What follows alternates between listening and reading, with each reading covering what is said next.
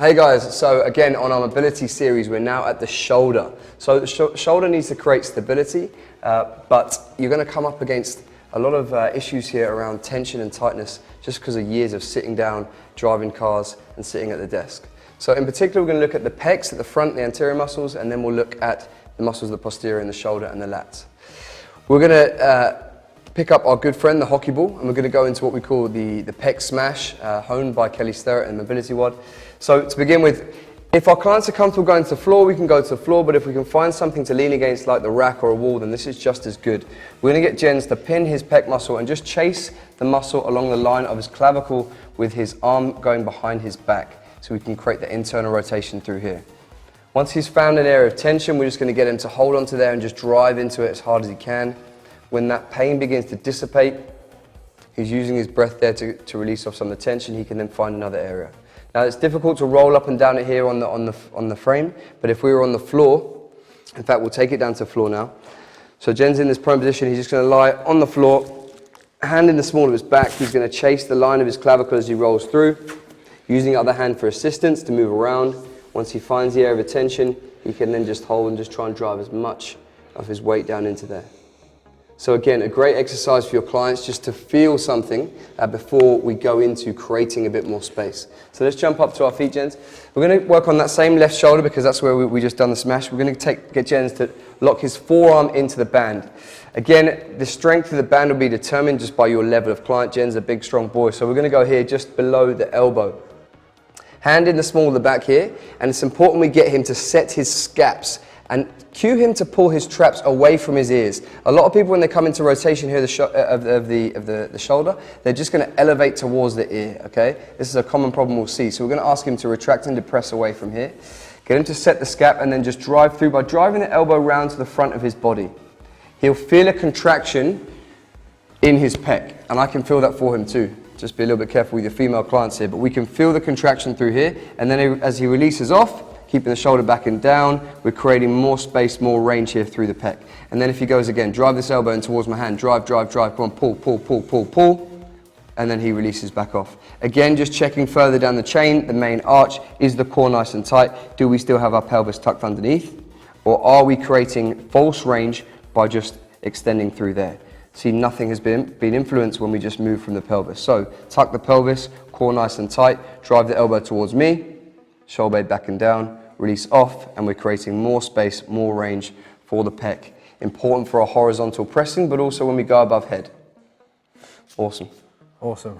Yeah.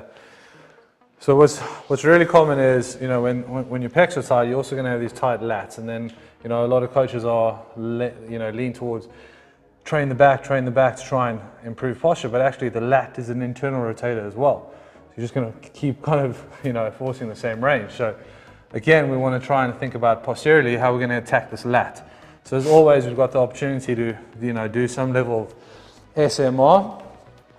So a foam roller like this knobbly one is going to give a lot of feedback. It's going to tell you what's going on in those lats. So we're going to have Ollie lay down on his side, and we're going to place this right under the belly of the muscle. Okay. Now, if you want to, you can start by having your arm overhead and just lay on this. This in itself is going to give him a lot of feedback, and he's going to feel a lot of things. You can even lean back a little bit, and he'll figure out a few things. You want to start near the armpit and then work your way like down the ribs. Remember, the lat's a really big muscle, and it starts from the shoulder all the way down to the lower back. But the belly of it, the chunk of it, that's where you're going to feel a lot of tension. If this position is too tight, he can bring his left arm across his chest, and he can pin it underneath his armpit here. And this in itself is just going to help him just find that space. If we want to make it even harder, we can bend this right leg and drive this right leg into the ground, lift his hip up, and we can actually slide up and down. All right, this is a fantastic way to just, as you say, loosen off the area, create some blood flow, get some feedback, and just create some space. Now that this has happened, we're going to go over to a lat stretch. Okay, so jump on up. And this is literally my favorite stretch in the world.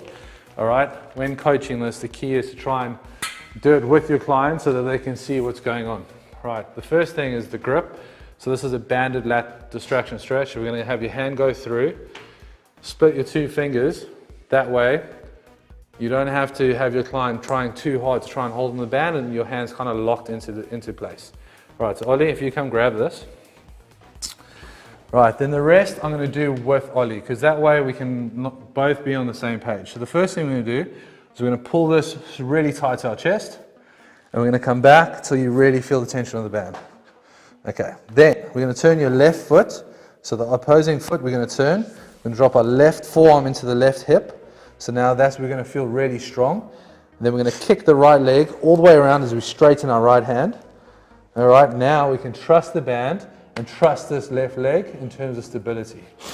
Then you want to focus on getting your client to suck in their chest and round their back, like really flex the spine. That's going to really open up all of this lat. You're even going to feel a little bit of QOs, all right? And make sure your client focuses on breathing. Now remember, the shoulder is an actual joint, right? An axial joint, so it rotates. So you can even cue your client to rotate the arm and find out where they feel the greatest stretch. Ollie, where do you feel it greatest? There, next. There. So we're going to stay here. So Ollie's internally rotated the shoulder a lot, and that's where he feels it. Go figure, right? So we want to stay in this space. Again, as with any stretch, you can even do a little contract. So isometrically, contract the muscle as hard as you can. Take a big air in. As you exhale, relax, let the band pull the space, and just enjoy this. Okay, all right. That is the best way to open up those lats and actually that whole lateral chain. Lovely. Sweet.